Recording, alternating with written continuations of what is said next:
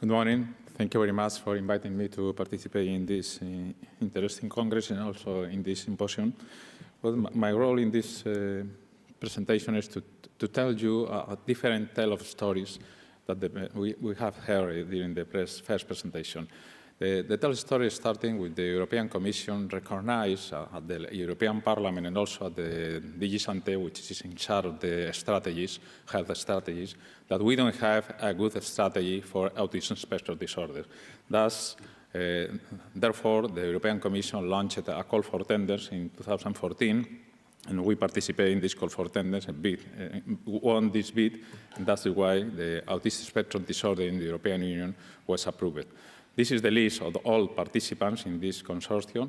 We are more than 20 associated partners plus 2 collaborating partners. We are 14 member states, although some others have shown their own interest in to collaborate. And Autism Europe are very engaged in the project because it's a full partner as well as the National Autistic Society. And the project will be finished in February 2018. These are the list of the main activities, objectives, although there are several outcomes and several deliverables that we need to send to the European Commission in specific deadlines. But I would like to revise briefly the 2 or 3 activities from several work packages, because the other work packages will be commented by other speakers that are sharing with me this table. One of the most challenging work packages is the work package 1 that contains 2 different tasks. One is the prevalence and one is the economic burden. The prevalence, we are focused on the prevalence approaching with different methodologies. One is the methodology basis in population-based registries, which means that there are 5 areas, including 4 European countries. And then we are more or less estimating that the prevalence, where we can make some inference, will be near to 480,000 people regarding the 7 and 9 years old. In the same time, other 8 European member states will be engaged with, to conduct a study fields on prevalence to estimate the prevalence in the same age ranges. And also, more or less, the population that we are estimating that we are, as a target population, will be more or less 160,000, 170,000. And we are approaching with these different methodologies, when in some cases the screening will be using in all the school, all children in these ages at the school year, using only the HCQ as a first screen level. But in other cases, we are using other approaches, which means is using a teacher nomination strategy. After that, we are using the HCQ, and finally, we try to make a rich diagnosis using ADOS or ADR. This is more or less the criteria for the prevalence study. At the same time, the work package 1, including the task 1. Task 1 are addresses to health burden and economic burden, which means that we are collaborating between Martin and NAP teams, and we are estimating the overall cost, but also the disability adjusted life years, and also the economic impact of the screening population at the 2 years old. Using the data, we had more than 20,000 children screening in Spain. In the work package 2, yesterday we had the opportunity to hear in one of the sessions to our colleague Ricardo Canal. We are addressing the idea how what will be the evidence about the early intervention, early diagnosis, early detection. We are using different methodologies, not only the literature review, the meta-analysis, etc., but also more than 29 focus group has been developed with several important criteria and also aims at achieving this kind of a focus group. The most important results up to date has been that the early detection, the age of the detection, is one of the most important things, apart of other, including in this focus group discussion. And regarding the early intervention, the specific service is also important. Just Herbert Rogers is in charge also to detect what is the evidence for new biomarkers, traditional biomarkers from the biological viewpoint, and also socio-communication biomarker, which is also important for us. where Work Package 3 will be commented by Diana Sender immediately. Just to say that the Autism Europe is in charge to prepare the policies that we can suggest to the European Commission in order to be implemented for the future, which is important in this part. The relations with the EUNs is also one of the major tasks in our collaboration because it was mandatory in the call for tenders. And there are other work packages as dissemination, etc. One of them is leading by the National Autistic Association, which Carol Powey is the responsible for that. Just to say that the final conference, when we present all the results, will be more or less at the end of November or the first week in December in Madrid, and I will invite you, all of you, we can attend this to show all the results. Thank you very much. So good morning. So I'm Diana Schendel, and I'm going to be just saying a few words about what the ASD-EU Consortium is doing in the area of adult services and care. So as you know, the research focus in autism is primarily in children. This has to do a lot with the fact that autism has a childhood onset, but also because of the huge increase in prevalence of autism in children in recent decades, which is, of course, leading now to a rising wave of diagnosed adults. But I think it's clear that today most persons over the age of 20 years with autism are probably undiagnosed. The research base in adult services and care is actually very thin. There's very few researchers and very few studies, and one might argue that the research base is underdeveloped and possibly inadequate for making sound policy and program decisions. So what are we doing in the ASD-EU Consortium in this area? We're looking at adult services and care in 5 areas. We're looking at multidisciplinary approaches to services and care, the management of comorbidity, the diagnosis and post-diagnosis support for individuals who are diagnosed with autism in adulthood, managing major transitions in adult life, and care for the autistic elder. The first task that we undertook was an information search, and the goal of this was to better understand the organization of services and the local policies and recommendations for autistic adults. So we're looking at local publications in terms of policies, published guidelines, published recommendations, to identify the key players in each area regarding adult services and the key informants who could give us further information. This slide shows some results of this information search. I don't expect you to focus on each individual one, but it simply portrays how we've organized the results of this search. So that in the blue boxes for each country, it illustrates the key players, key organizations at the national level regarding adult services for adults with autism. In the yellow and green boxes are the similar key players at the regional or municipal level, and in the pink areas we have the private sector contributors. So obviously it's very different across sites, but it does give you a snapshot within each country of what's going on and how it's organized. We also asked sites to map out the local autism-specific organizations in each country. Clearly, the number and distribution of these organizations differs from country to country, but one clear thing that comes out of this mapping is that most of these organizations are clustered in major urban areas, in particular the capital cities. These reports that we're getting from these information searches are extraordinarily rich, but one of the main themes that's emerging is the balance between the public and private sector with regard to the delivery of adult services. So in this graph, I'm trying to illustrate the public sector, both the national level and the regional and municipal level, as well as the private sector. So at the initial level, we have services for adults in general provided at the public level, but primarily persons with disabilities, and there are no specific autism-specific services. And in this level, the primary source of services is provided by the private sector.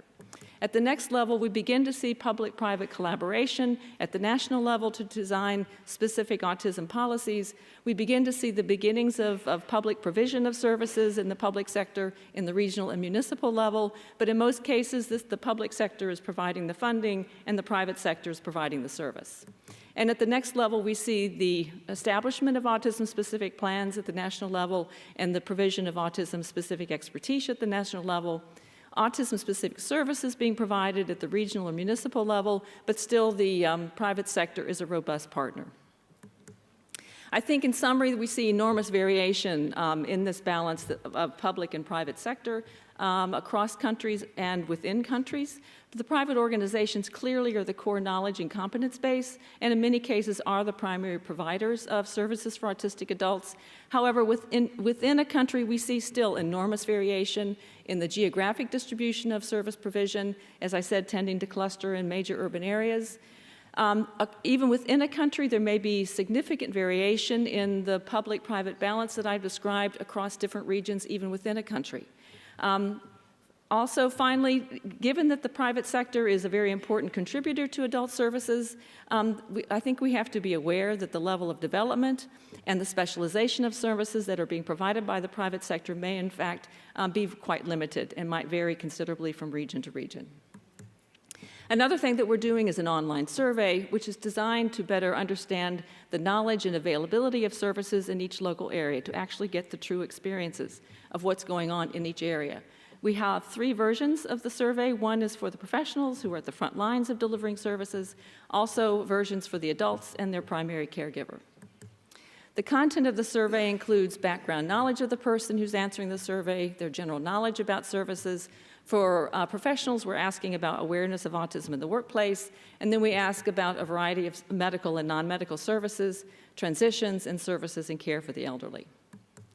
So where did we get the questions? We used as the content, the source of content for our questions, as published guidelines and recommendations for services for autistic adults. So that's the content of the question, and then we use the answer choices for the respondent to choose the answer that that person believes most closely fits the local situation. Now, I think I have to acknowledge that we know that many of these published guidelines and recommendations that we're using as the content for the questions, in most instances, these recommendations have not been rigorously evaluated in a scientific study. So we can't honestly say that it's the best way for autistic adult services, but they serve as a common starting point that we can use to compare across the EU. So this is just an example of a question that illustrates how we're using the content and the responses. The question reads, and this is for a service provider, if you suspect a client that you work with has autism, does your current workplace have guidance on what you should do? And then the answer choices are yes, or no, but my workplace has plans to get it started, or no, but I believe that it may be helpful, or no, and I believe that it is not needed now at my workplace, or don't know. We're also asking all responders to give us recommendations for good service practices in particular areas that they believe might serve as important models. So for example, in this question we ask, do you know of an employment service for adults in your area or elsewhere in your country which works very well for autistic adults? And if they answer yes, we ask for the name and where is it located so we can follow up.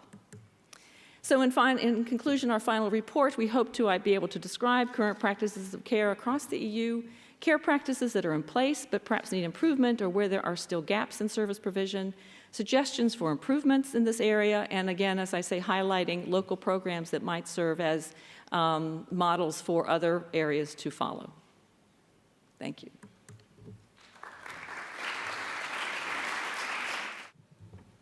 Hello, good morning. So I'm going to be just describing some of the work that we've been doing for the past 4 years in the EU AIMS consortium. This was a slide that was written by my colleagues. Some 4 or 5 sort of years ago. It was just sort of trying to sort of think from a strategic sort of view about treatments for autism within sort of Europe and what some of the challenges that sort of lay ahead for our consortium as we began to undertake our work were. And you can see them here on the sort of bullet points about the lack of sort of strategy, really very sort of minimal and very uncoordinated efforts between academics and industry in terms of drug discovery, no network of people conducting preclinical studies, so people were doing things in a very uncoordinated way. No established sort of network of sites who could in future participate in clinical trials. No contact between any of the partners, academics or industry, and the regulatory agencies who oversee medicines within the European context. And then some of the things that my colleagues have already highlighted from the ASD EU network, but things that you'll be very familiar with, late diagnosis, certainly in childhood, poor awareness of autism in adulthoods, poor knowledge of patients' needs across the life course, and a range of treatment strategies, but many with limited evidence of efficacy. So to try and move some of these sort of issues forward, a group of academic and industry partners formed a consortium. This is just sort of one slide, just sort of providing a sort of context for what we do and don't know about sort of autism. So I think some of the things around the diagnosis, it's obviously, as you know, currently based on the behavioral profile, no medications that improve the core symptoms of autism, some medications for commonly co-occurring conditions, but not always well established as to whether they work in the same way in individuals on the autism spectrum as they do in other patient groups who don't have autism. And then in terms of thinking about treatment development, really our understanding of some of the underlying mechanisms that lead to the presentation and experience for individuals with autism are poorly understood. Very wide heterogeneity, both in terms of the behavioral presentation, in terms of the genetic underpinnings, and in terms of the etiology, in terms of why development has gone in a different way for individuals on the autism spectrum than it does for individuals who are more neurotypical, and a lack of personalised medicine approaches that in essence sort of limits choices for patients and family members as opposed in terms of the treatment options they have available before them. Just sort of one motivating factor for many of us, at least the clinicians involved in the consortium, and there are many basic scientists that also do work I'll mention in brief, that in the clinic, I've been working in clinical services for 25 years, diagnosing sort of children and working with families. And these are very common sort of questions parents ask us in those consultations. What does the future hold for my child?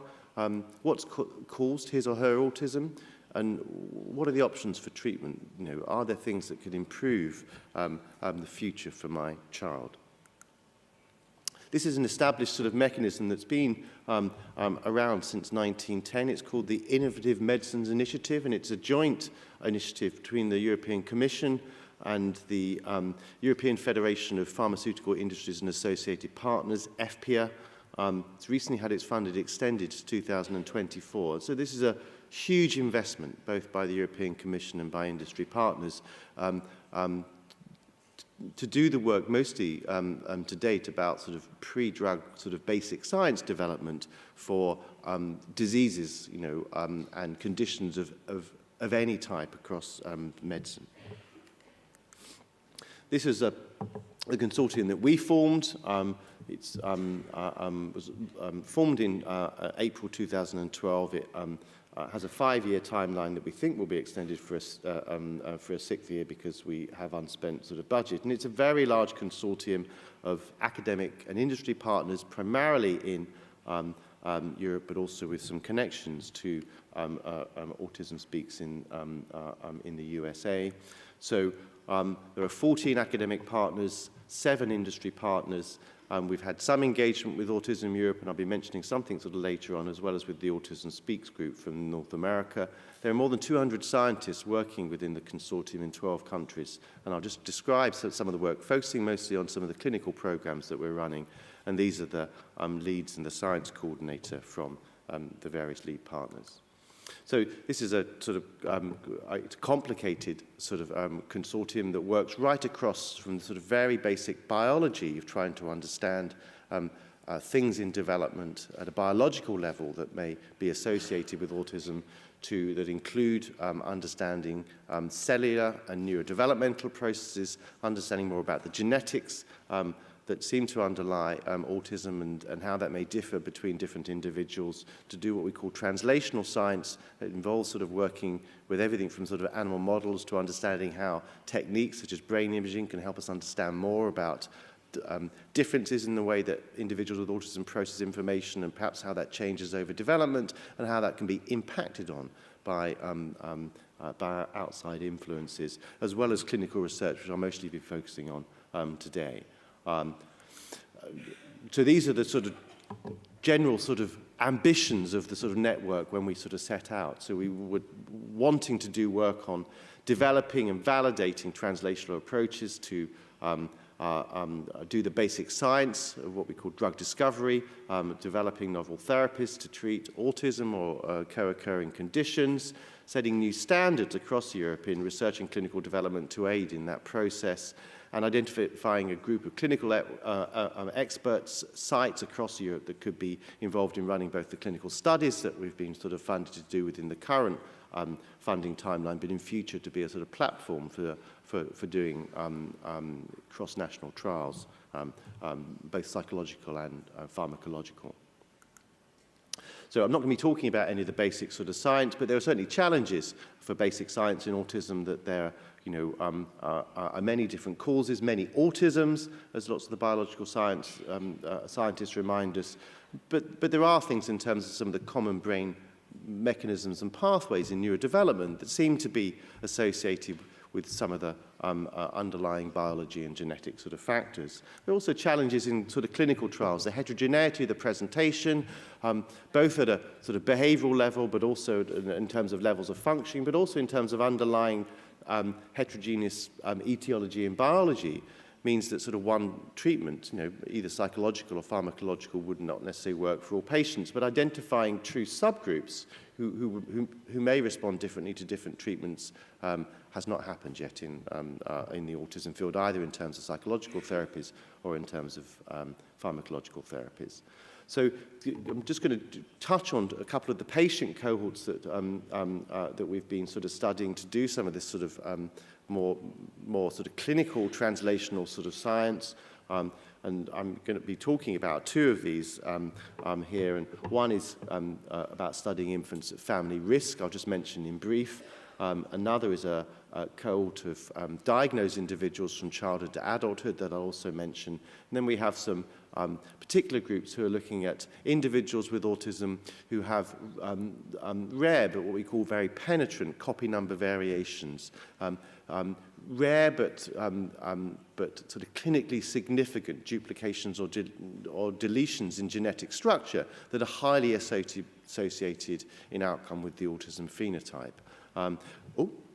It's switched on without me knowing, as well as individuals who have what are already well-established genetic syndromes that are highly associated with autism. So we're studying a number of those. So Fragile X and tuberous sclerosis and Phelan-McDermott syndrome are three that we're currently sort of studying.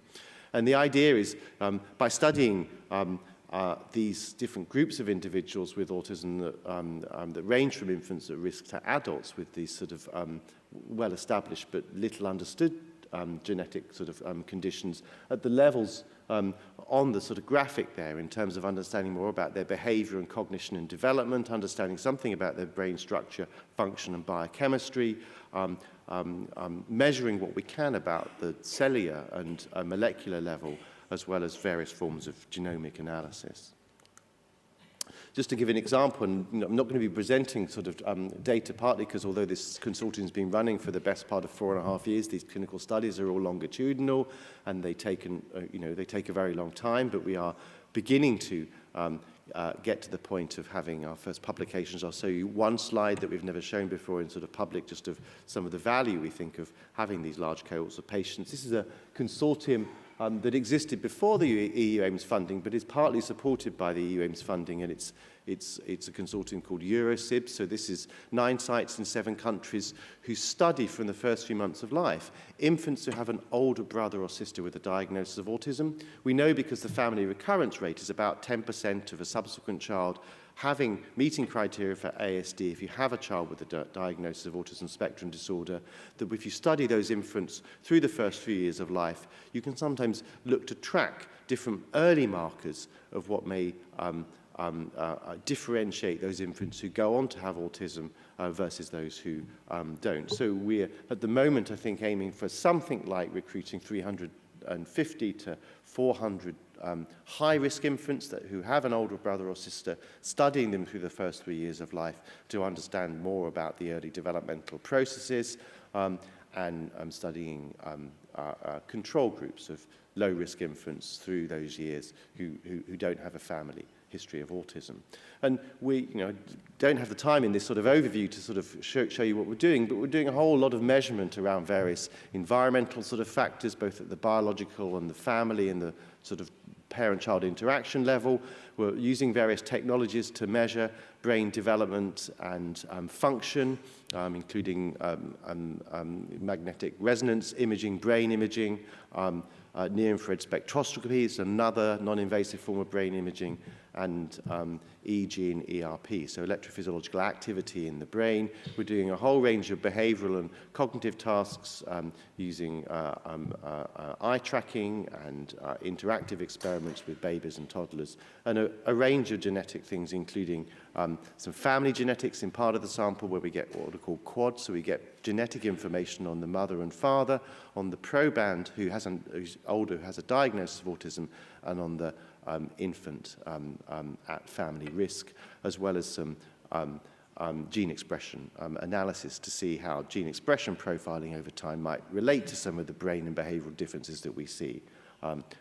We don't have any output from these studies yet, but it will be coming, the first outputs, we think, between now and the end of the year. Here's the other second sort of cohort. It's called the Longitudinal Autism, European Autism Project. It's a longitudinal accelerated cohort design where we're seeing children from the age of 6 to adults at the age of 35, taking part in 2-day visits and doing a very large range of assessments that involve clinical assessments, cognitive assessments, eye tracking, the same sorts of brain structure and function measures we do in the infant sort of study, and the same sort of biochemistry and genetics. So this just shows you where we've got to from August this year. We finished our baseline assessments. It's by far the largest sample that's been acquired that has what we call such deep phenotyping, that we've measured every level we can within these individuals that range from children to sort of adults, and the sample is as large as 431 individuals with a diagnosis of autism and nearly 300 controls who don't have autism. And we're just undertaking the first analysis sort of right now. The first paper is being submitted next week and the second one the week after that. But just to show you sort of one thing that you can get in terms, this is just a simple symptom measure, slightly off the slide, but it's a social reciprocity scale. It's a parent report of severity of autism symptoms, and there are 331 dots. You have to have a score in this measure to be in the sort of sample. It's one we can look at across the sort of lifespan. It just sort of shows you that there are slight increases, but they're not significant, between the youngest children and the adolescents, and then clear decreases between adolescence and adulthood in terms of sort of symptom severity. Obviously, this is a rather crude global sort of score, but this sort of sample provides us with enormous power. And all of the participants, on this slide have also been through the whole of the very complicated assessment procedure that I've described. Here's a different sort of thing we've been doing, developing a network of 93 clinical sites in 37 countries, and getting information about their diagnostic practices and what we call their trial readiness. So this is a paper we published earlier in the year looking at what measures are used across those sort of sites in terms of assessment. These are standard clinical assessments for autism, looking at some geographical differences between north, south, east and west, but just really looking at how commonly these measures are used. So one of the ambitions would be to increase the alignment of measurement across these clinical sites that would be useful for future science. We've also been engaged for the past 18 months with the European Medicines Agency. So the assessments in the LEAP cohort, that longitudinal cohort of diagnosed patients, children and adults, we've had what's called qualification advice for the European Medicines Agency, and there's a paper from the end of last year that describes this sort of process. So this is unprecedented in the field to have a large range of measures by which we receive advice about the possible use of these measures in various ways in clinical trials as either what we call stratification or predictive markers, or indeed what are called surrogate outcomes. And we've also been collaborating with American groups who are funded by both NIH and the regulatory agencies there. We've been getting sites to share data with each other of some of the common clinical measures. At the moment, we have data on more than 5,000 individuals with autism, in a single data set. It's based in London, that's why the big circles are in sort of London, but from right across the European network. And we've been doing an exercise on developing trial capacity, seeing what sorts of things the sites have and identifying levels of expertise, levels of what are called good clinical practice and quality control within those sites, with a view to thinking about how we can build capacity by providing training and input into sites, to increase the number of sites who could take part in future clinical trials. We've also held public events. Here's one that was held in London with a range of stakeholders, including individuals with autism on the panel, parents, philosophers, and biomedical experts about the promises, perils, and politics of pharmacological intervention. We've also been collaborating with the ASD EU network, which you've heard about, and I'm a member of that network, and we exchange information across these two networks. It's an interesting and important, I think, sort of way of joining up sort of basic science funding with the European Commission health policy.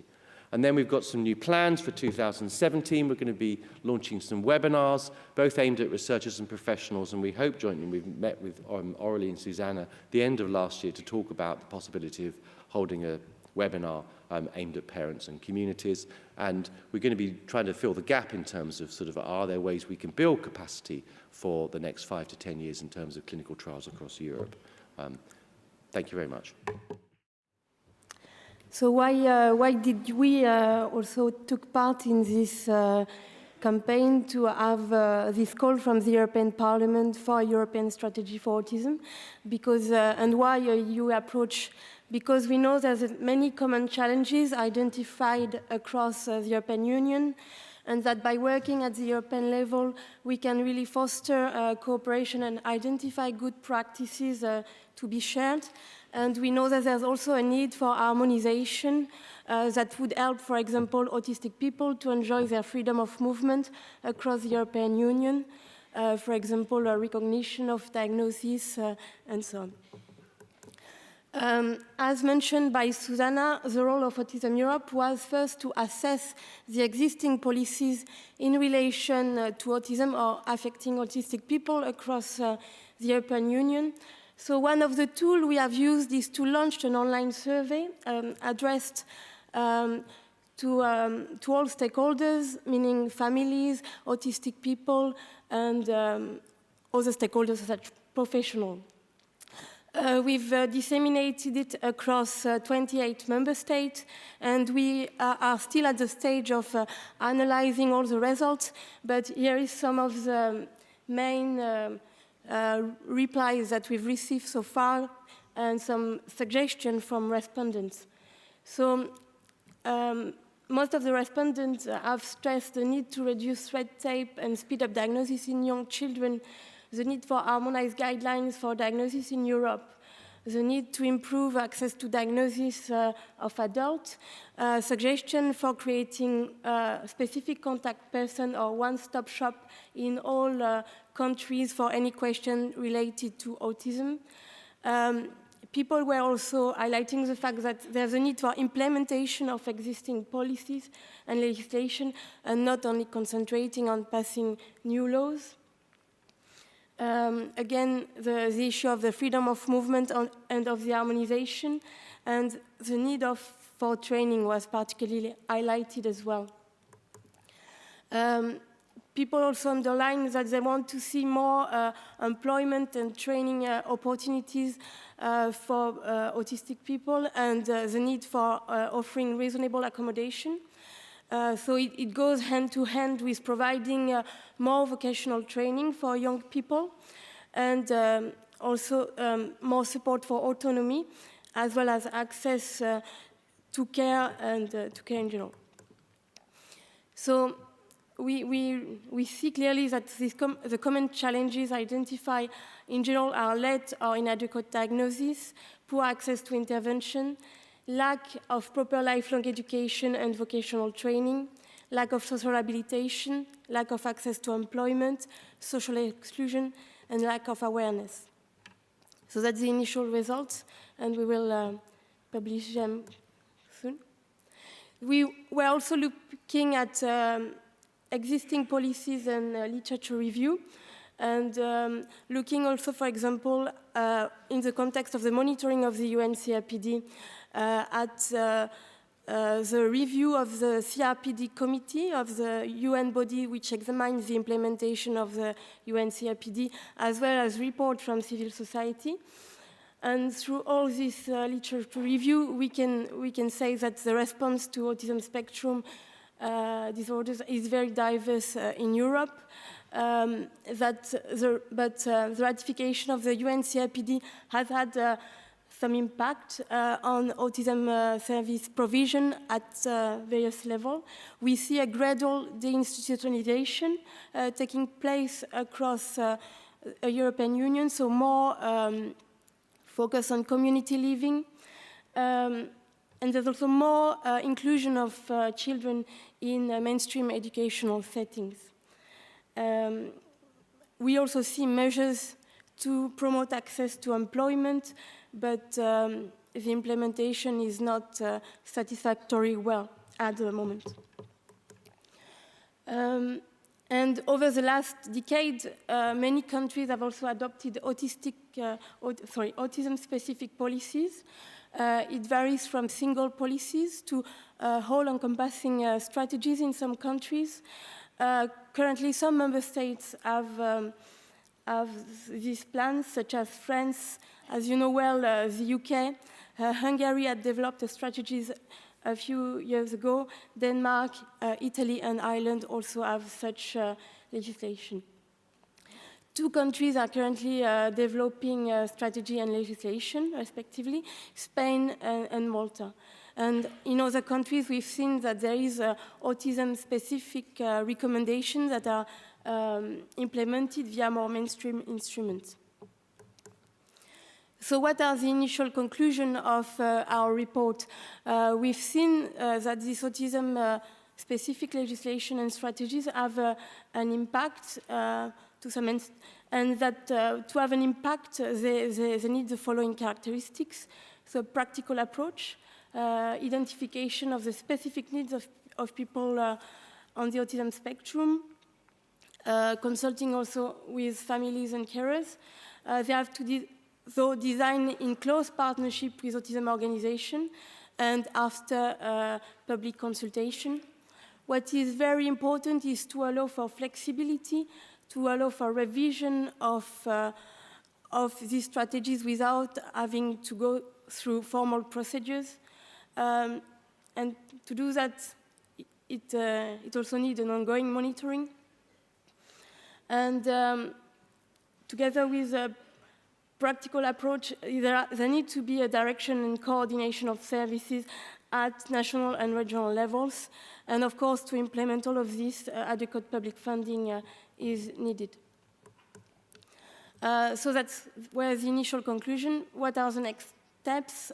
Within the ASDU project, we will enhance consultation with all stakeholders in order to really finalize the assessment of the situation across Europe. So everyone is very welcome to send feedback and input from all countries. They will be analyzed and reviewed. We will identify common gaps and needs across Europe and to see how they can be best addressed at the European level, because not everything can be addressed at the European level. Some issues will remain dealt with at the national level. We have to take into account the European added value. And finally, we will prepare policy recommendation for a public health plan for autism that will be submitted to the European Commission, and then we hope that it will foster the adoption in the longer term of a European strategy for autism. Thank you. Hi, hello, good morning. Thank you very much for the presentation. I have a question for Autism Europe and the European strategy. I was wondering regarding the consultation, if the data would be made publicly available, the answers, and if you are going to prepare some information of the level of response per country, and if you would have also some country recommendations, because I believe there is also some best experience in some countries that others could follow on, or especially in building their own strategies. Thank you. Yes, indeed, the result of the consultation will be published shortly, and we will have an analysis per country. You will see the existing policies in each country. We will also, in the next stage, really try to identify what are the best practices in order to come up with a recommendation. Thank you. And there was another question just down here. The lady in... Thank you. Adela Tarpan, I'm from FEDRA, Federation for Rights and Resources for People with Autism, from Romania. I have a question for Professor Posada. In EU aims, you mentioned among partners, one partner from Romania, but also in the work packages, you mentioned that data are gathering from 12 countries. And I was wondering if Romania is providing data.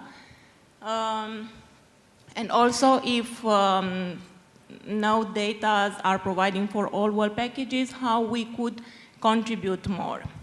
Because there are evidently lots of universities, lots of professionals that would want to contribute. Thank you. Thank you for this important question, and also interesting for you because you are from Romania.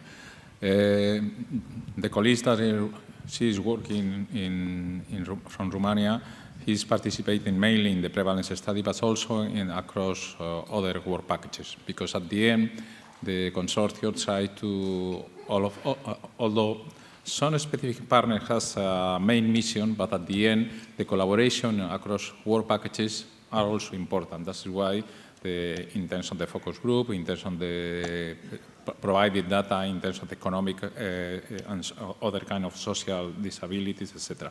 The question is that in the next few weeks, the consortium will launch several surveys for to gather data from the economic data and also for the adult life.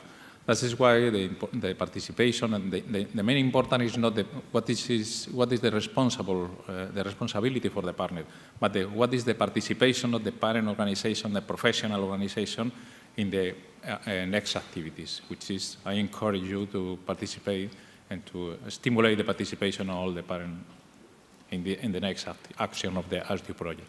Thank you. Thank you. There's another question just here. Oh, and then this lady who's waiting. Thank you. So one of the problems, I think one of the obstacles we have in the UK at the moment is that we don't have any national level autistic-led organisations, representative bodies put together and run by autistic people. And that makes consultation in research and policy with the autistic community directly quite challenging, because you're just starting from scratch every time, recruiting people from the community. So I wondered if any of the panelists were aware of countries where there is good autistic-led representation, and if there are any kind of models of best practice that could be replicated. And I'm also wondering what the panelists feel organisations like Autism Europe or the research community, whether we have a role to play in supporting that process or not.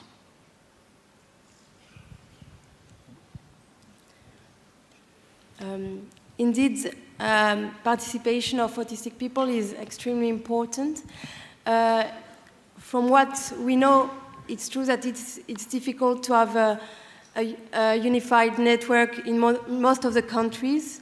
In some countries, there is a mixed organization where there is really participation on par of, from what we know, autistic people and parents, even if it might not be at exactly where we wanted to see it. Sorry. At Autism Europe, we are trying now, at the moment, to develop the participation of autistic people in the network. So we would really like to establish more contact with the autistic-led group So you're very welcome to come and talk to us during the Congress as well about that. We'd be very happy to see how we can really enhance cooperation and make sure that you are properly consulted. And yes, there is a need indeed for more inclusion within our structures as well. And we are working towards that. So we hope we will have the opportunity to talk with you. Okay, thank you. This is another question. Hi, my name is Jennifer Green. I'm an educational and child psychologist based in London. My question is to Tony Charman. We have kind of across Europe, America, for probably about the last 40 years, invested billions and billions of pounds into the causes of autism. And we're continuing to invest the money in this. Where we've got to is that there's no single cause, and there's quite a lot of links. As you said yourself, there's a huge diversity in the etiology and the heterogeneity of it. So I've got two questions. One is, we do recognise that we diagnose it behaviourally, what evidence is there that there is a need to treat it medically?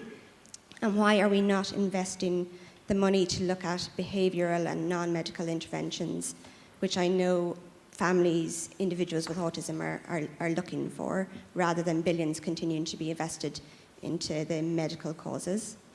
And then my second question is, as the EU AIMS research is funded, or a lot of it, the money is funded by the pharmaceutical industry, how open and ethical are you being in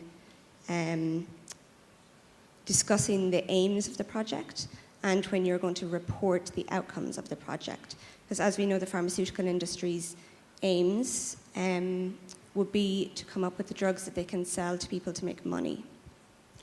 Okay. Well, thank you for your question. It's quite a lot of questions that are quite complex embedded in that. I'm not going to try and attempt to answer them all. Let me just say one thing, which is certainly in the European context, I'm not sure I would say even over 40 years billions has been invested in necessary trying to understand better at different levels the heterogeneity.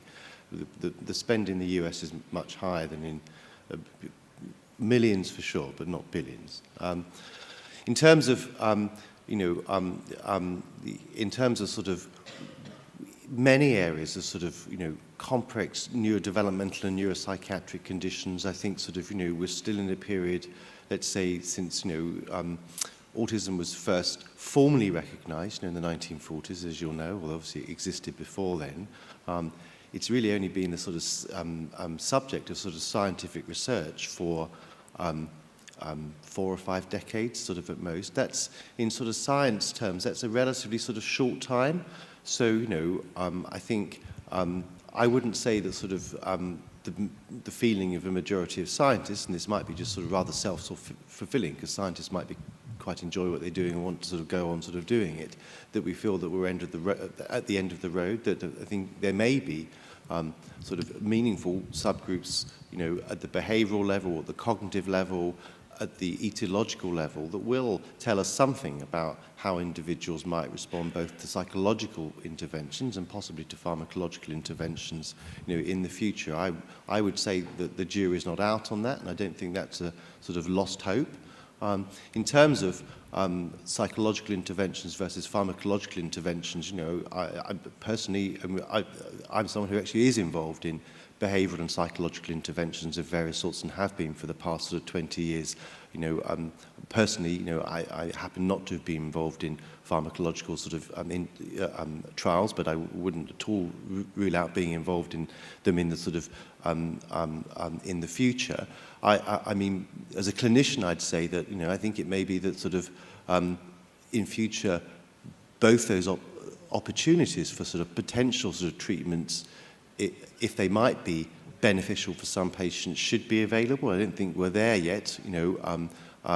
on the pharmacological side at all. I think we are beginning to get there in terms of pharmacological interventions for commonly co-occurring conditions, but the big question in that, so for example, for anxiety would be a very good example, as well as for things like ADHD. The question at the moment in terms of treating anxiety and ADHD in individuals with autism is, should the sort of way in which those sort of drugs are being used be changed in some way for individuals? Is the response different in some sorts of ways? And those trials are sort of currently underway, and certainly, you know, patients in the clinic, I'm a psychologist, but patients in the clinic that I work in, you know, some of them are on medications, and some young people say that they sometimes find them sort of beneficial, and it's a discussion that we obviously have with the young people and the families when we see them.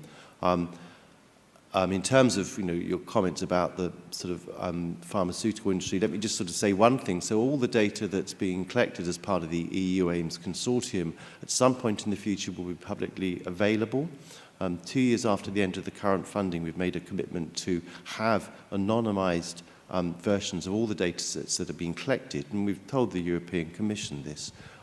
They will be publicly available with some levels of sort of scrutiny and guardianship sort of on the web. So, you know, I'm not saying that sort of necessarily answers all of your sort of concerns, but I think it's a sort of attempt within the consortium to be as transparent as it can be about the work, the particular work that's being undertaken through the partnership that the consortium's undertaking. And, you know, personally, I would say that the spirit of that undertaking I would see as a positive one, but it may not satisfy everyone. Thank you.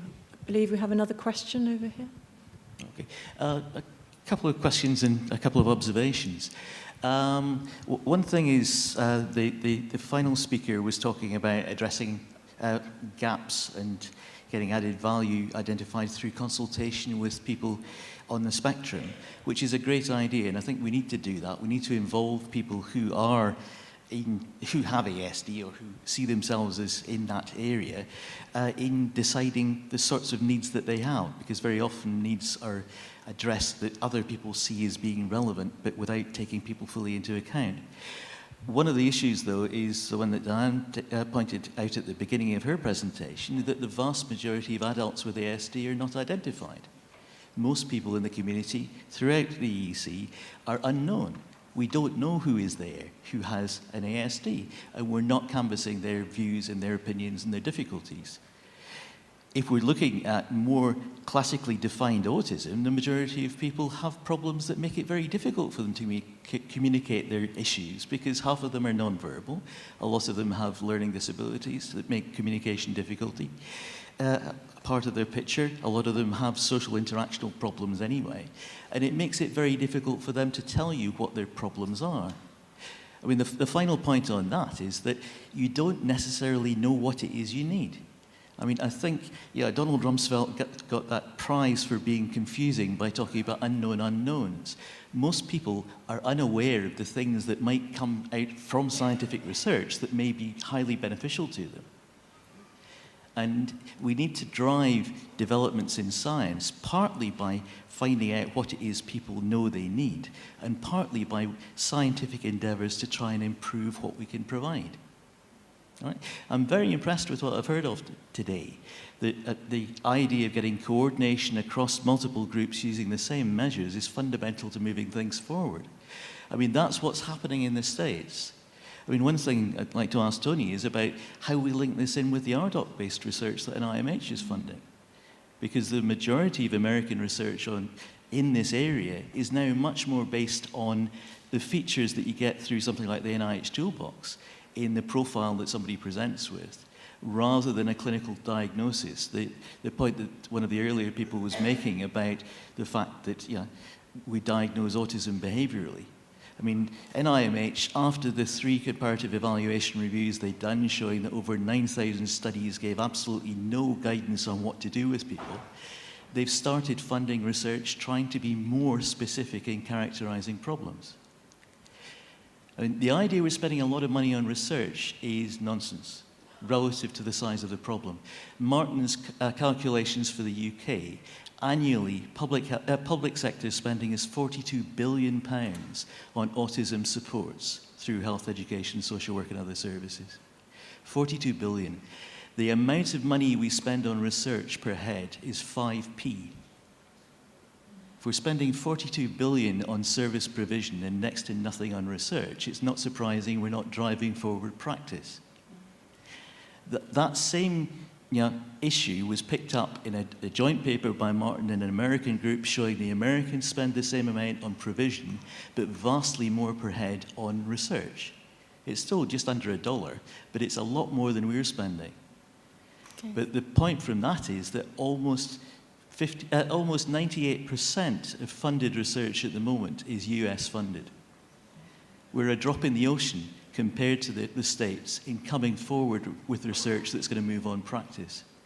Which is the reason I mentioned RDoC, because if we're diverging in the models we're using, so we're not able to make use of American research, we get all these lovely meta-analysis papers coming out, but we're not going to be able to make use of the findings. Okay, thank you. I'm not sure what that question is, but I covered several things. Did you want Tony to comment on something, or anybody else from the panel? I just want to comment on the participation of the target group, the adult target group.